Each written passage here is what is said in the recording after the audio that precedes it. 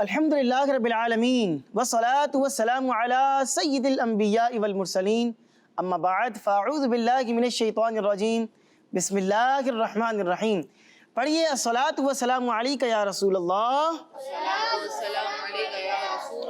الصلاة والسلام علیک یا حبیب اللہ، الصلاة والسلام علیک یا نبی اللہ، وعلی آلک واصحابک یا نور اللہ.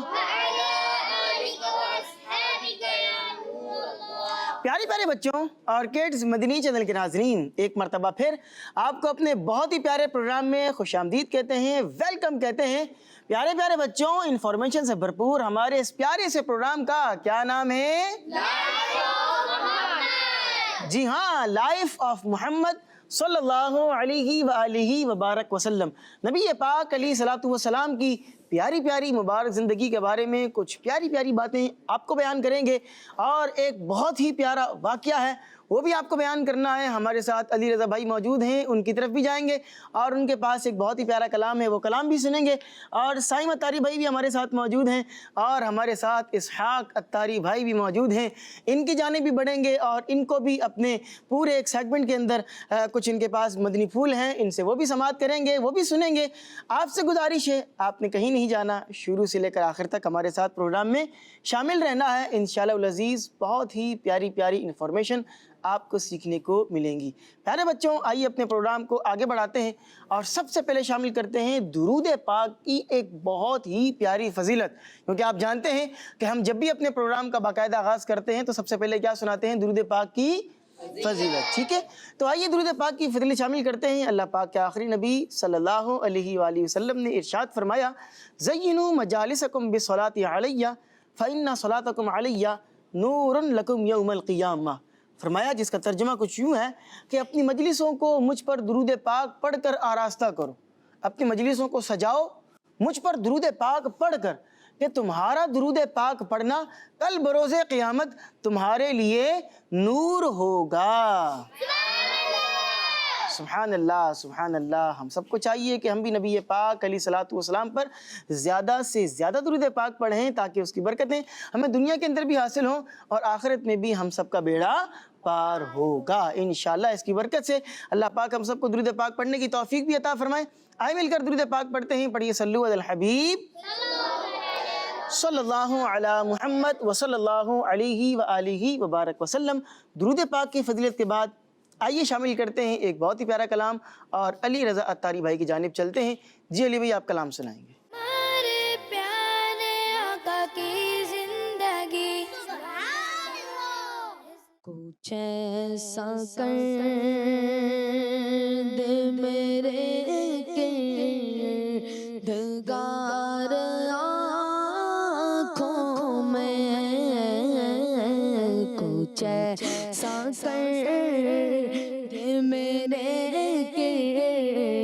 کردگار آنکھوں میں، ہمیشہ نقش رہے روح ہے یاد آنکھوں میں، ہمیشہ نقش رہے روح ہے یاد آنکھوں میں.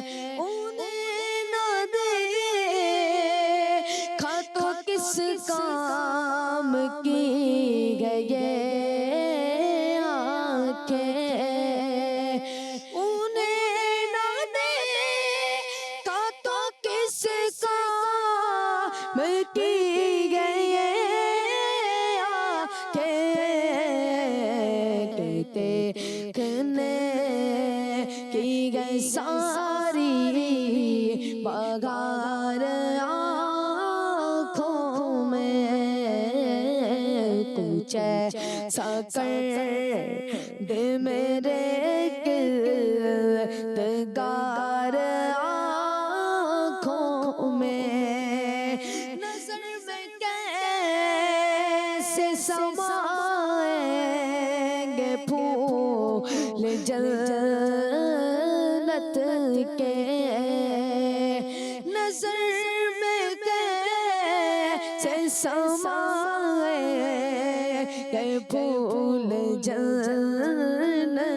کے بس چکے ہیں مدینے کے خار آنکھوں میں بس چکے ہیں مدینے کے خار آنکھوں میں کچھ ایسا کر دے میرے کردگار آنکھوں میں پیا گے جام محبت جو آپ نے نوری پیا گے جام محبت جو آپ نے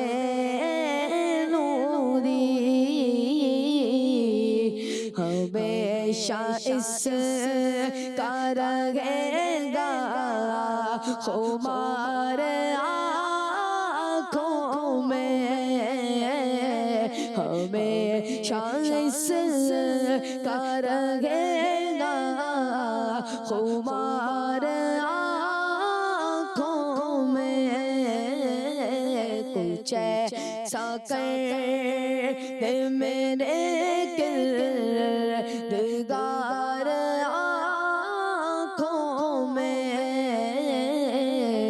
ہمیشہ ناچ رہے روح ہے یار آنکھوں میں۔ سبحان اللہ سبحان اللہ، کچھ ایسا کر دے میرے کردگار آنکھوں میں، ہمیشہ نقش رہے روئے یار آنکھوں میں، انہیں نہ دیکھا تو کس کام کی ہیں یہ آنکھیں کہ دیکھنے کی ہے ساری بہار آنکھوں میں۔ کاش کہ ایسا بھی ایک رات ہو کہ سوئیں تو خواب میں نبی پاک علیہ الصلوۃ والسلام کا دیدار نصیب ہو جائے۔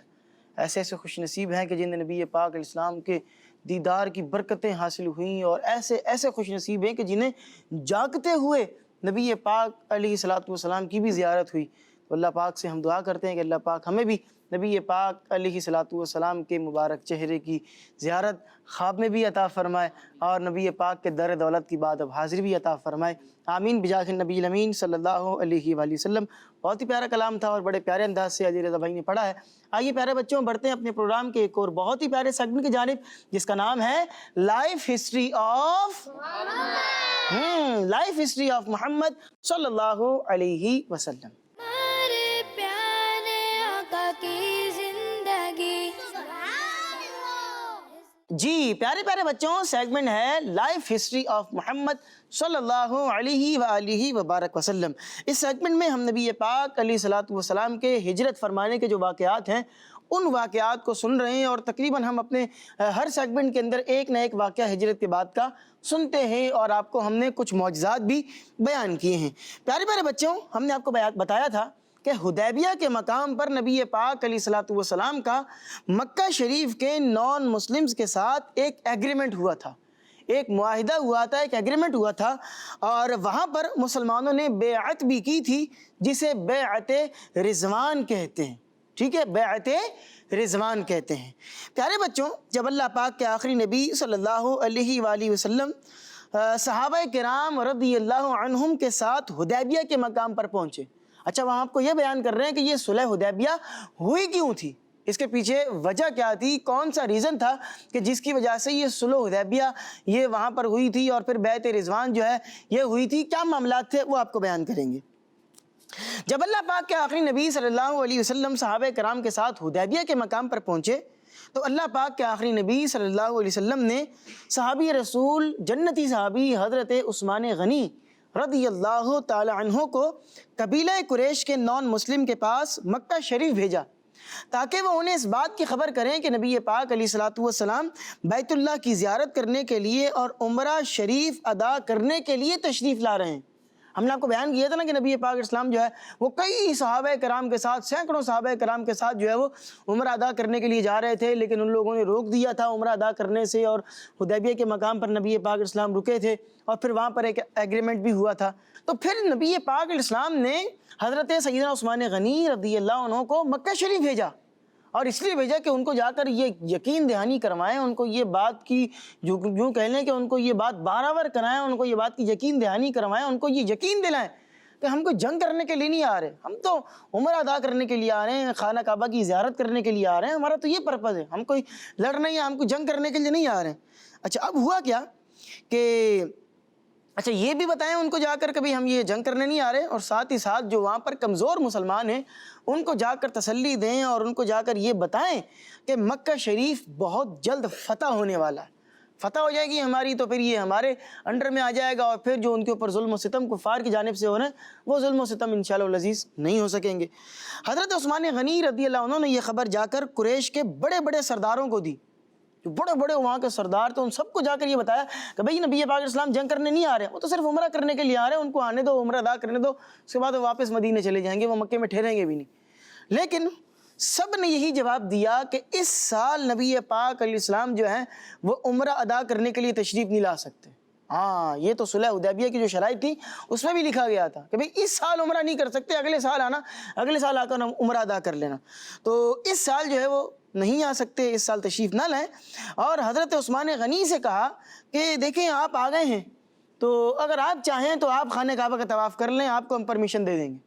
ہاں نبی پاک علیہ السلام وہ تو تشریف نہیں لا سکتے، ان کو پرمیشن نہیں ملے گی، لیکن آپ چونکہ آ گئے ہیں اور چونکہ یہ معزز تھے، ٹھیک ہے، یہ کفار قریش کے نزدیک بھی ایک معزز شخصیت تھے، اور ان کی جو یوں کہہ لیں کہ وہ لوگ رسپیکٹ کیا کرتے تھے، تو اس لیے ان کو بھیجا گیا تھا۔ ان کو بھیجنے کے پیچھے بھی یہی حکمت تھی کہ ان کی وہ لوگ رسپیکٹ کیا کرتے تھے، اور ان کو کہا کہ ٹھیک ہے آپ عمرہ کر لیں۔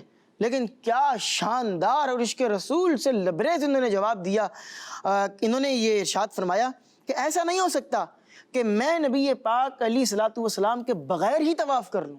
بھائی ہم نبی پاک علیہ السلام کے ساتھ آئے ہیں، وہ ہمارے رہنما، وہ ہمارے سردار، وہ ہمارے لیڈر، وہ ہمارے نبی، ان کی لیڈرشپ کے اندر ہم آئے ہیں۔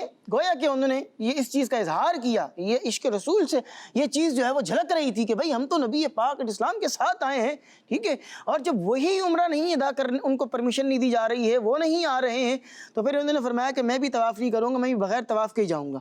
ادھر حدیبیہ کے مقام پر موجود مسلمانوں نے کہا کہ جناب عثمان غنی تو بہت خوش نصیب ہیں، ہاں وہ چلے گئے ہیں اور وہ خانہ کعبہ تک پہنچ بھی گئے ہیں اور انہوں نے طواف بھی کر لیا ہے۔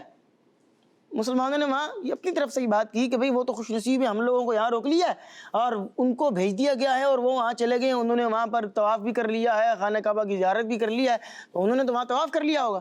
لیکن نبی پاک علیہ السلام نے ارشاد فرمایا میں جانتا ہوں کہ وہ ہمارے بغیر طواف نہیں کریں گے، ہمارے ساتھ ہی طواف کریں گے۔ وہ وہاں پر بات چیت کرنے کے لیے گئے، طواف کر کے طواف نہیں کریں گے، وہ ہمارے بغیر طواف کر ہی نہیں سکتے۔ یہ نبی پاک علیہ السلام کو بھی ان کے اوپر یقین تھا، بلیف تھا۔ اب ہوا کیا کہ حضرت عثمان غنی رضی اللہ عنہ کو واپس جانے سے قبیلہ قریش کے لوگوں نے روک لیا کہ وہ نبی پاک علیہ السلام کے پاس نہ جائیں۔ ادھر ان کو روک لیا گیا مکے کے اندر ہی کہ بھی آپ واپس نہیں جا سکتے، آپ ہمارے پاس ہی رکیں، واپس نہ جائیں نبی پاک علیہ السلام کے پاس۔ اور ادھر حدیبیہ کے مقام پر یہ بات مشہور ہو گئی کہ کفار قریش نے نبی پاک علیہ السلام کے صحابی جناب عثمان غنی رضی اللہ عنہ کو شہید کر دیا، لیکن شہید نہیں کیا تھا۔ ہوا یہ تھا کہ ان کو وہاں پر روک لیا گیا تھا کہ آپ یہیں پر ٹھہر جائیں، یہیں مکے کے اندر رکیں، یہیں پر آپ اپنا قیام کریں۔ اور ادھر یہ بات مشہور ہو گئی کہ ان کا انتقال ہو گیا اور ان کو تو شہید کر دیا گیا۔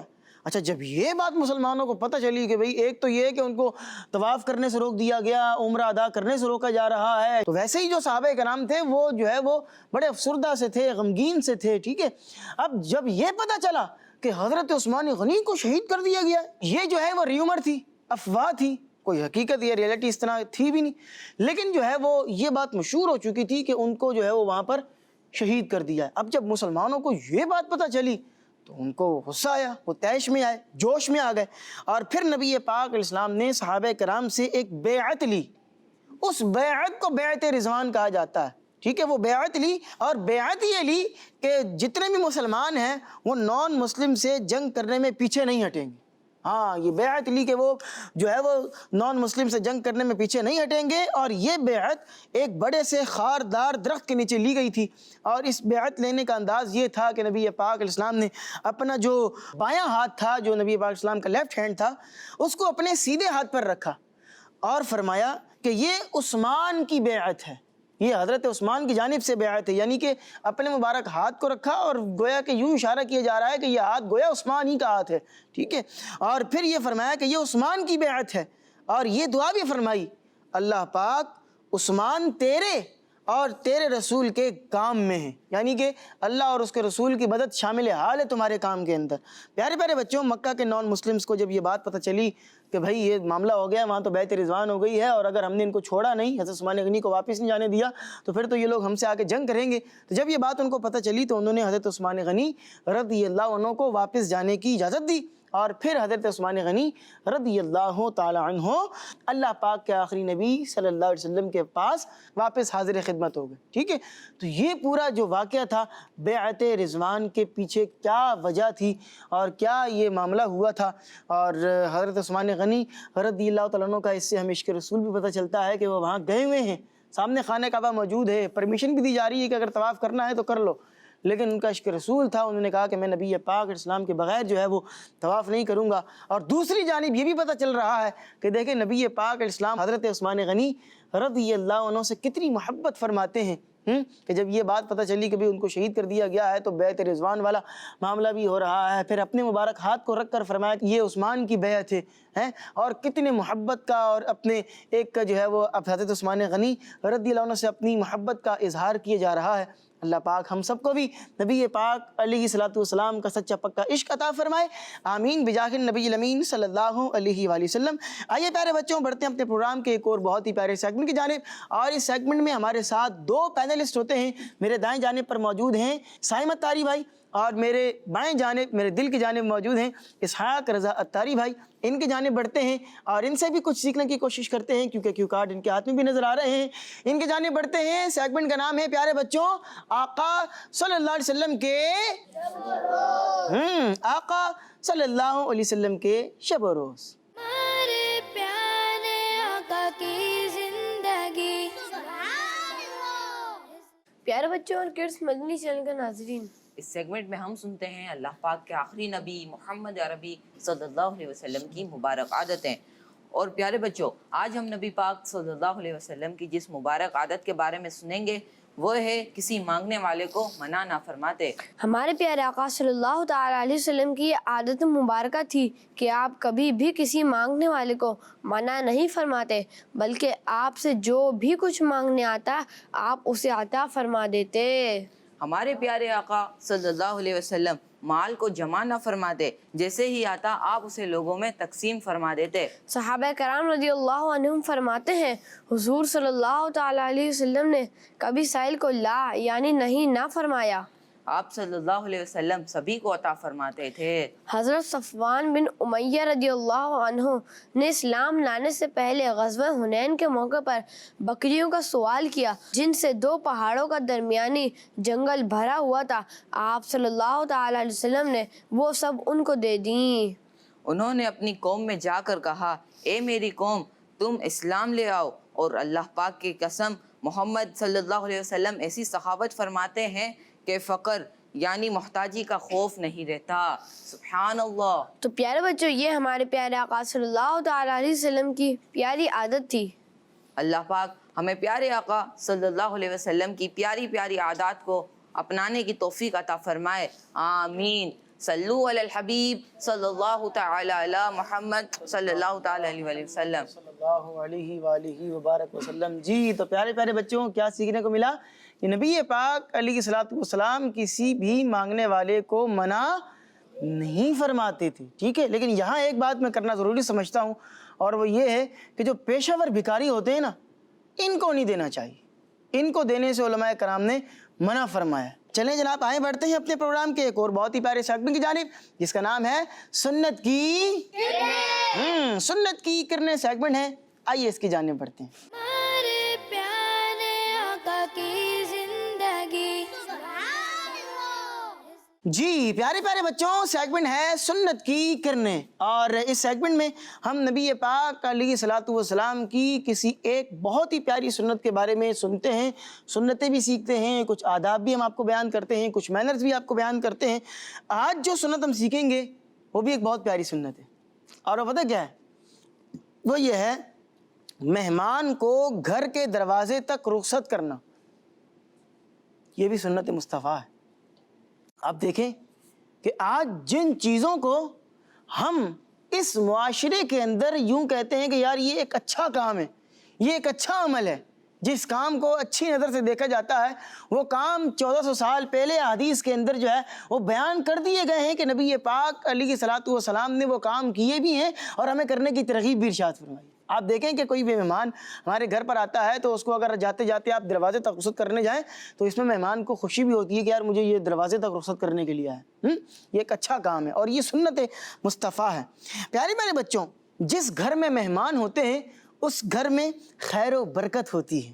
مہمان اپنا رزق ساتھ لے کر جاتا ہے، اور جاتا ہے سے مطلب یہ نہیں کہ وہ جاتا ہے گھر سے واپس چلے جاتا ہے تو رزق لے کر چلا جاتا ہے، یہ نہیں ہے۔ مطلب یہ ہے کہ مہمان اگر کسی کے گھر پر جا رہا ہے تو وہ اپنا رزق لے کر ہی جا رہا ہے۔ اس لیے اگر کسی کے گھر پر مہمان آئے تو یوں پریشان نہ ہوا کریں کہ بھئی کہاں سے معاملات ہوں گے، کیا ہوگا۔ جو مہمان آ رہا ہے وہ اپنا رزق اپنے ساتھ لے کر آ رہا ہے اور خیر و برکت کا آپ کے لیے معاملہ لے کر آ رہا ہے۔ ابھی ہم نے سنا نا کہ مہمان جس گھر میں ہو وہاں پر خیر و برکت کا نزول ہوتا ہے، ٹھیک ہے جی۔ اچھا، پھر مہمان کے ساتھ اچھا سلوک کرنا چاہیے، یہ بھی جو ہے وہ ہمیں نبی پاک علیہ الصلوۃ والسلام کی سیرت سے ملتا ہے کہ مہمان آپ کے گھر پر آیا ہے اس کے ساتھ اچھا سلوک کریں، ٹھیک ہے جی۔ تو یہ بھی نبی پاک علیہ الصلوۃ والسلام کی پیاری پیاری سنت ہے۔ اور پھر کچھ آداب ہیں مہمان نوازی کے کہ جن کو ہمیں اپنانا چاہیے، اور کچھ وہ ہیں کہ جب ہم کسی کے گھر پر جائیں تو پھر ہم جو ہے وہ ان چیزوں کو اپنائیں۔ جیسے کہ اگر ہم کسی کے گھر پر چلے گئے ہیں، ٹھیک ہے، مہمان کے طور پر، ٹھیک ہے، یہ تو میں نے بھی جو پہلے بتائی باتیں یہ تو یہ تھی کہ بھئی مہمان اگر کوئی آیا ہے تو ہمیں کیا کرنا چاہیے۔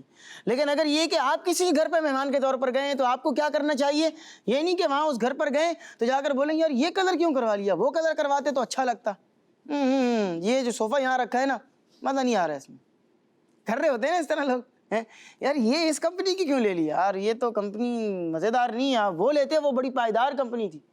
تو یوں چیزوں کے اندر یوں کہہ لیں کہ وہ نقص نکال رہے ہوتے ہیں اور چیزوں کے اندر عیب نکال کر بول رہے ہوتے ہیں کہ اس کو یوں کر لیتے، یوں کر لیتے، یہ کر لیں، یوں کر لیں، تو یہ چیزیں مینرز کے خلاف ہیں، ٹھیک ہے۔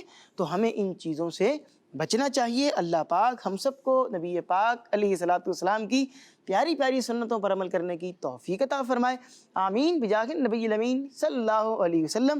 آئیے پیارے بچوں بڑھتے ہیں اپنے پروگرام کے سب سے آخری سیگمنٹ کی جانب، اس کا نام ہے ایک جملہ ہمارے پیارے آقا کی زندگی۔ جی پیارے پیارے بچوں، سیگمنٹ کا نام ہے ایک جملہ ایک جملہ ہے، ایک جواب ہے۔ کرنا کیا ہے؟ کرنا یہ ہے کہ ہمارے پاس ایکٹیویٹی یہاں پر لگ چکی ہے اور اس میں آپ کو 2 ریڈ لائن نظر آ رہی ہیں، اور ان میں آپ دیکھیں کہ یہاں پر ہمارے پاس کچھ الفاظ لکھے ہوئے ہیں، ٹھیک ہے۔ آپ نے یوں کر کے ان کو گھمانا ہے اور یہاں پر آپ نے 2 ریڈ لائنز کے درمیان ایک پیارا سا جملہ ہمیں کمپلیٹ کر کے دینا ہے۔ یوں سمجھ لیں کہ ان الفاظ کے ساتھ ان الفاظ کے اندر جملے چھپے ہوئے ہیں، ٹھیک ہے، اور ان جملوں کو آپ نے تلاش کر کے ایک جملہ کمپلیٹ کرنا ہے، اور وہ پیارا سا مدنی پھول ہوگا جس سے ہمیں کچھ نہ کچھ سیکھنے کو ملے گا، ٹھیک ہے۔ تو بڑھتے ہیں، کرتے یہ ہیں کہ ہمارے جو رائٹ سائڈ پر بچے ہیں ان کو ٹیم اے کر لیتے ہیں، اور جو لیفٹ سائڈ پر بچے بیٹھے ہیں ان کو ٹیم بی کر لیتے ہیں، ٹھیک ہے جی۔ آپ لوگ کون سی ٹیم ہے؟ ٹیم بی ہیں، اور آپ لوگ کون سی ٹیم ہے؟ ٹیم اے۔ تو اے پہلے آتا ہے، لہٰذا ٹیم اے والوں کو پہلے باری دی جائے گی، اور دیکھتے ہیں کہ ٹیم اے سے کون سے بچے آئیں گے، ہاتھ اٹھائیں گے۔ ماشاءاللہ، چلیں آپ آئیں، مائک دیجیے گا جی۔ مائک کن کے پاس ہے؟ مائک آپ لیں گے اور اس کے بعد اپنا سب سے پہلے نام بتائیں گے۔ عبدالسبحان۔ عبدالسبحان بھائی، عبدالسبحان بھی کر لیں گے آپ؟ ماشاءاللہ، پہلے بھی کئی دفعہ ہمارے پروگرامز میں آپ تشریف لا چکے ہیں۔ مائک آپ مجھے دیں گے اور ایکٹیویٹی کے پاس آپ پہنچیں گے، اور آپ کا ٹائم اسٹارٹ ہوتا ہے اب۔ دیکھتے ہیں عبدالسبحان بھائی، لگتا ہے پہلے سے کچھ سوچ کر آئے تھے۔ کیا بات ہے عبدالسبحان بھائی، پہلے سے ہی مشورہ کر لیا تھا کہ کیا جملہ جو ہے وہ کمپلیٹ کرنا ہے، ماشاءاللہ بڑی تیزی کے ساتھ جملہ کمپلیٹ کر لیا ماشاءاللہ. چلیں یہاں تشریف لائیں اور اس کے بعد مائک میں آپ بتائیں گے کہ کیا جملہ آپ نے کمپلیٹ کیا ہے. آپ صلی اللہ علیہ وآلہ وسلم غریبوں کی مدد فرماتے تھے. جی ہاں، آپ صلی اللہ علیہ وسلم غریبوں کی مدد فرماتے تھے. آپ کا جواب بالکل درست ہے. ماشاءاللہ اپنی جگہ پر آپ تشریف رکھیں گے.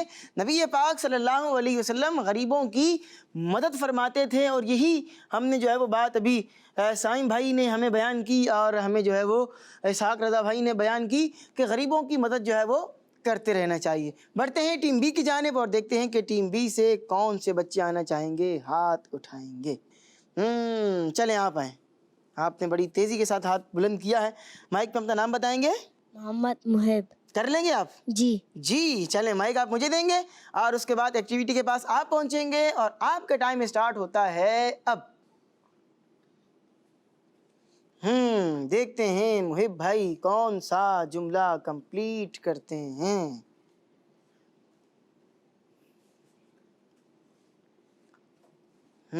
مسکرانے پر کچھ گفتگو ہو رہی ہے.